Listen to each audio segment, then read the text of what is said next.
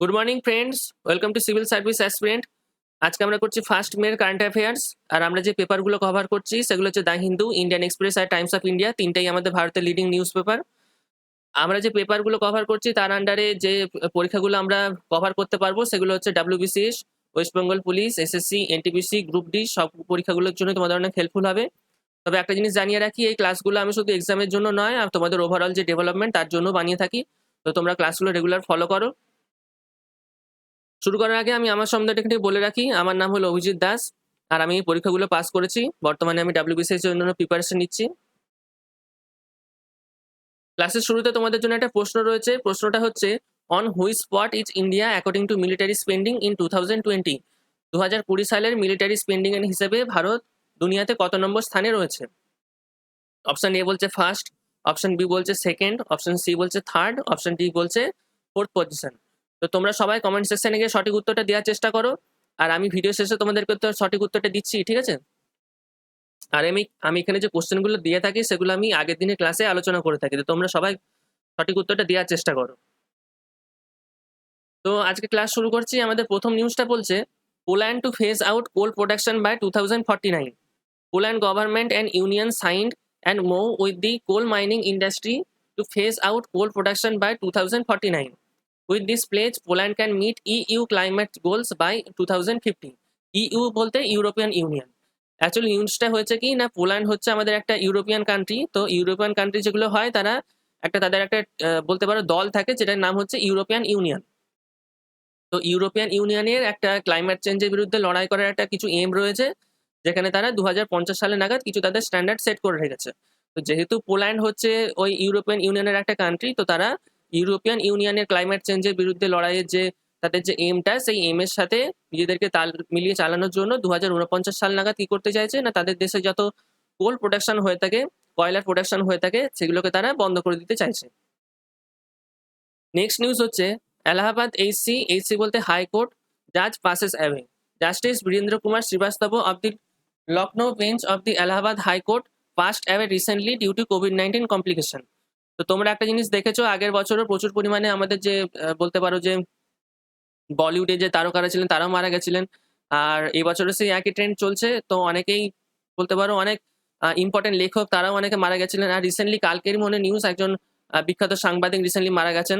তো ঠিক একই ট্রেন্ড এখনো বর্তমান রয়েছে। তো এখন কি হয়েছে না, এলাহাবাদ হাইকোর্টের একজন জাজ ছিলেন যার নাম ছিল বীরেন্দ্র কুমার শ্রীবাস্তব, তিনি রিসেন্টলি ওই কোভিড-19 এর কারণেই মারা গেছেন।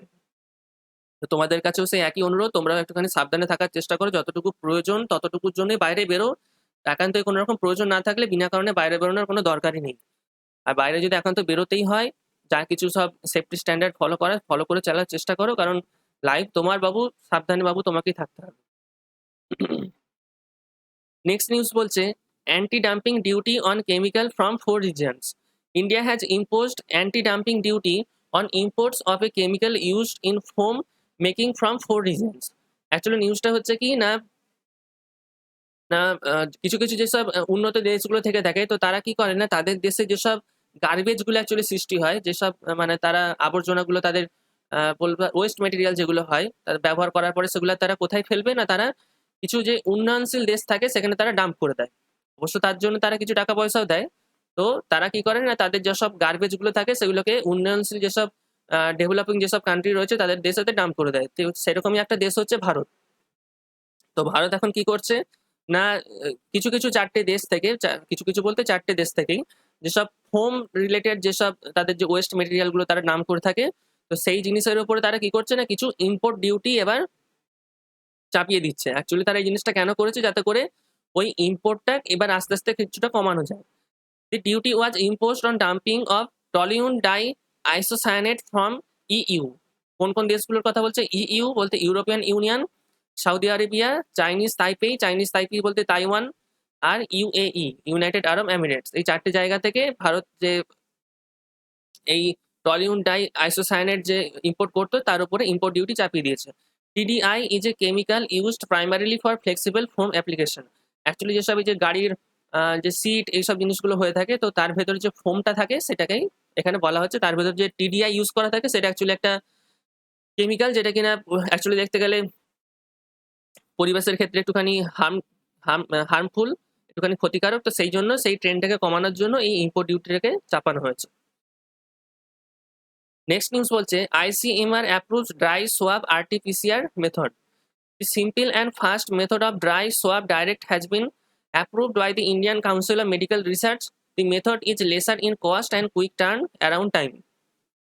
নিউজটা হচ্ছে কি যে আমাদের যে এই COVID-19 রিলেটেড যা কিছু জিনিসগুলো হ্যান্ডেল করছে তার নাম হচ্ছে ICMR, Indian council of medical research. তো তারা কি করছে না, তারা এখন একটা নতুন বলতে পারে একটা পদ্ধতি অবলম্বন করছে যার মাধ্যমে তারা COVID-19 এর স্যাম্পল নেবে, সেটা হচ্ছে কি ড্রাই সোয়াব। কিছুদিন আগে তোমরা আগেও দেখেছিলে যে ওরা কি করতো, মুখের ভেতরে একটা জিনিস ঢুকিয়ে দিত, মুখের ভেতরেও বলতে পারো গলার অবধি, আর নাকেতেও তারা ঢোকাতো, তো তার থেকে তারা স্যাম্পেল গুলো কালেক্ট করতো। তো এখন তারা করছে কি না, সেগুলো ছিল অ্যাকচুয়ালি দেখতে গেলে ওয়েট সোয়াব, এখন তারা করছে কি না ড্রাই সোয়াব থেকেও তাদের এই যে মেথডটা অবলম্বন করছে তার মাধ্যমে COVID-19 এর রিপোর্ট তারা বের করতে পারবে। এবং আগের যে পদ্ধতি ছিল তার থেকে এটা অনেকটাই কস্ট এফেক্টিভ এবং কিছুটা সময় বাঁচাতেও পারবে, ঠিক আছে। নেক্সট নিউজ হচ্ছে SBC Asian boxing championship. The Boxing Federation of India, in consultation with Asian Boxing Confederation, has decided to conduct the upcoming 2021 edition of the ASBC Asian Elite Men and Women Boxing Championship in Dubai. Actually নিউজটা হচ্ছে কি, যেহেতু ভারতে প্রচুর পরিমাণে COVID-19 এর case রয়েছে, তো অনেক যেসব খেলার যে ইভেন্টগুলো ছিল সেগুলো তো অনেক তো পোস্টপোনমেন্ট আগের বছর হয়েছিল। তো এবছর অনেকগুলো জিনিসে তাদের সেট হওয়ার কথা ছিল ভারতে। তো যেহেতু আবার এখানে COVID-19 এর কেস বাড়তে শুরু করেছে, তো আপাতত আর কতগুলোকে আর এখানে ওখানে আর মানে বলতে পারো সময় শিফট করবে, তো কি করার চেষ্টা করছে না, সেই ইভেন্টগুলোকে ভারত থেকে সরিয়ে অন্য জায়গায় শিফট করে দেওয়ার চেষ্টা করা হচ্ছে যেখানে কিনা COVID-19 এর কেস কম বা বলতে পারো নেই। তো ঠিক একই রকম ঘটনা ঘটেছে না, boxing federation of India consult করে কাদের সাথে না, এশিয়ান বক্সিং কনফেডারেশনের সাথে আপকামিং যে 2021 সালের যে এশিয়ান এলিট মেন এবং ওমেন যে বক্সিং চ্যাম্পিয়নশিপ রয়েছে সেটাকে দুবাইয়েতে ঠিক করবে বলে সিদ্ধান্ত নিয়েছে। নেক্সট নিউজ হচ্ছে Kriti first to be chosen as a wild innovator. Doctor Kriti Karanth, chief conservation scientist at Bengaluru, has been chosen as the first Indian and Asian woman for the 2021 Wild Innovator Award. This award is given by the Wild Elements Foundation. নিউজটা হচ্ছে কি না, doctor Kriti কারনাথ যিনি কিনা বেঙ্গালুরুর একজন scientist, তিনি কি হয়েছেন না 2021 সালের ওয়াইল্ড ইনোভেটর অ্যাওয়ার্ড তিনি পেয়েছেন এবং তিনি প্রথম ভারতীয় এবং তিনি প্রথম এশিয়ান মহিলা। আর এই অ্যাওয়ার্ডটা কাদের মাধ্যমে দেওয়া হয়, এই অ্যাওয়ার্ডটা দেওয়া হচ্ছে ওয়াইল্ড এলিমেন্টস ফাউন্ডেশন এই সংস্থার মাধ্যমে দেওয়া হচ্ছে। নেক্সট নিউজ হচ্ছে Odisha to achieve 60% crop diversification. The Odisha government has started to initiate of crop diversification in mega lift point areas of the state. This is a step towards enhancing the cash return to the farmers and creation of subsidiary employment opportunity in the agricultural sector. Actually হচ্ছে কি নিউজটা এরকম যে ওড়িশার যেসব জায়গাগুলোতে বলতে পারো সেচ ব্যবস্থার মাধ্যমে যেখানে চাষবাস করা হয়ে থাকে সেখানকার এখন দেখতে গেলে যতক্ষণ সেচ ব্যবস্থা রয়েছে ততক্ষণ অবধি সেখানে কোনো রকম ভাবে ফসল উৎপাদন করা হবে।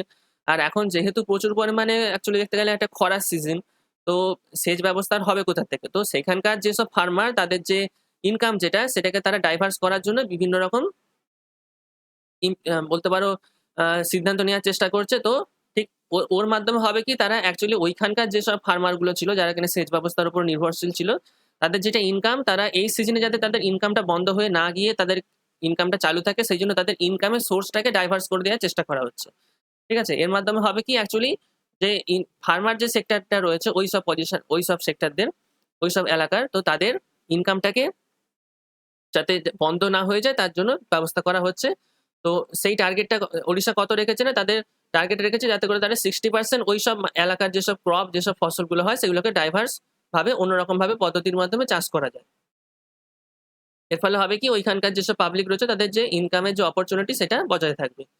নেক্সট নিউজ হচ্ছে Vaishali first woman officer commanding in BRO বলতে বর্ডার রোড অর্গানাইজেশন, যারা কিনা এরা হচ্ছে অ্যাকচুয়ালি ইন্ডিয়ান আর্মির একটা সংস্থা, একটা ব্রাঞ্চ বলতে পারো। তারা সব বর্ডার যে এরিয়া হয়ে থাকে সেখানে তারা টাফ যেসব রোড গুলো হয়ে থাকে সেই রোড গুলোকে বানিয়ে থাকে। অনেক জায়গায় দেখবে বর্ডার সাইডে যখন তুমি যাবে ওখানে যেসব মাইলস্টোন গুলো হয় সেখানে দেখবে ব্রো ব্রো বলে লেখা থাকে, ওটা ব্রো নয় অ্যাকচুয়ালি ওটা বিআরও, যার নাম ফুল ফর্ম হচ্ছে বর্ডার রোড অর্গানাইজেশন। নিউজটা হচ্ছে Vaishali হিসাওয়ে has become the first woman officer to be appointed as officer commanding in the Border Roads Organization. She will be responsible for providing connectivity through Indo-China border road. ফয়সালি হিবাসে একজন প্রথম মহিলা হিসাবে নিয়োগ করা হয়েছে বিআরওতে, তিনি কিনা কি করবেন না ইন্দো চায়না যে বর্ডার যে সেক্টরটা রয়েছে সেখানকার দায়িত্বে তিনি থাকবেন। এবং যেহেতু বর্ডার রোড অর্গানাইজেশন কি করে থাকেন এইসব রোড ফোড এসব মেনটেনেন্স এবং নতুন যেসব বর্ডার এরিয়ার রোড সেগুলো তারা বানিয়ে থাকে, তো তিনিও ঠিক একই পজিশনে একই রেসপন্সিবিলিটিতেই থাকবেন। এই ছিল আজকের আমাদের নিউজগুলো। তো আমি কোশ্চেনটা যেটা প্রথমে বলেছিলাম তার উত্তরটা দিচ্ছি। On which spot is India according to military spending in 2020? 2020 সালে মিলিটারি স্পেন্ডিং এর হিসাবে ভারত দুনিয়াতে কত নম্বর পজিশনে রয়েছে? তো অপশন এ বলছে ফার্স্ট, অপশন বি বলছে সেকেন্ড, অপশন সি বলছে থার্ড, আর অপশন ডি বলছে ফোর্থ। আমরা কালকেই এটা আলোচনা করেছিলাম, আমাদের অপশন যেটা সঠিক হবে সেটা হচ্ছে অপশন সি থার্ড। কারণ প্রথম পজিশনে রয়েছে ইউএসএ, নেক্সট পজিশনে ছিল চায়না এবং থার্ড পজিশনে ছিল ভারত। আর এই রিপোর্টটা কারা দিয়ে থাকে? এই রিপোর্টটা দিয়ে থাকে স্টকহোম ইন্টারন্যাশনাল পিস রিসার্চ যে অর্গানাইজেশন রয়েছে তারা দিয়ে থাকে। ঠিক আছে, আমি আশা করছি তোমরা তাহলে সবাই উত্তরটা কমেন্ট সেকশনে দিয়েছো। Thank you. এই ছিল আজকের আমাদের ক্লাস। সিভিল সার্ভিস অ্যাসপিরেন্ট আমাদের ফেসবুকে যে পেজটা রয়েছে ওর পেজের লিঙ্কটা আমি ডেসক্রিপশন বক্সে দিয়ে রাখবো, পেজটা ফলো করো, ওখান থেকে তোমরা ক্লাসের নোটসগুলো পেয়ে যাবে। আর আমি যে ইংরেজি ক্লাসগুলো বানাচ্ছি WBCS এর প্রিলিমসের জন্য সেই ক্লাসের লিঙ্কগুলো আমি এখানে দিয়ে রাখবো আর ডেসক্রিপশন বক্সে দিয়ে রাখবো, ক্লাসগুলো তোমরা ওখান থেকে ফলো করো, তোমাদের আপকামিং পরীক্ষাগুলোতে অনেক তোমাদের হেল্প হবে। ঠিক আছে, তাহলে thank you, have a great day, দেখা হচ্ছে কালকের ক্লাসে।